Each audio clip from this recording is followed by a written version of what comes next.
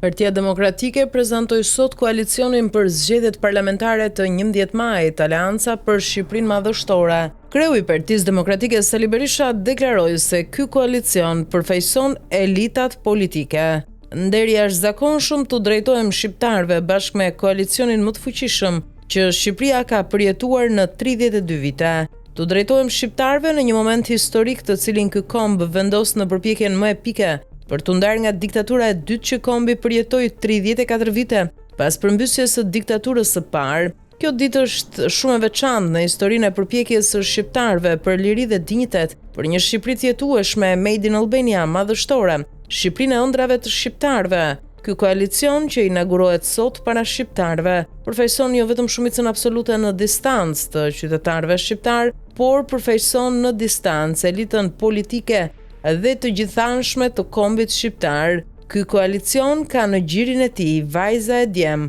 burra e gra, qëndrestar të pamposhtur, patriot, personalitete dhe ekspert të shquar, tha Berisha. Por nga se përbëhet koalicioni që prezantoi sot Berisha, Partia e Lirisë, përfaqësuar nga Ilir Meta, Partia Republikane Fatmir Mediu, Partia Demokristiane Nart Ndoka, Partia Bashkimi për të Drejtat e Njerëzit Vangel Dula, Partia Agrare Ambientaliste Agron Duka, Partia Kombëtare Konservatore Kujtim Gjuzi, Partia Emigracionit Shqiptar Kostaq Papa, Partia Aleanca Arbënore Kombëtare Gjet Ndoi, Aleanca Europiane Ekologjike Sazan Guri, Partia Personat me Aftësi të Kufizuar Gjovalin Shalshi,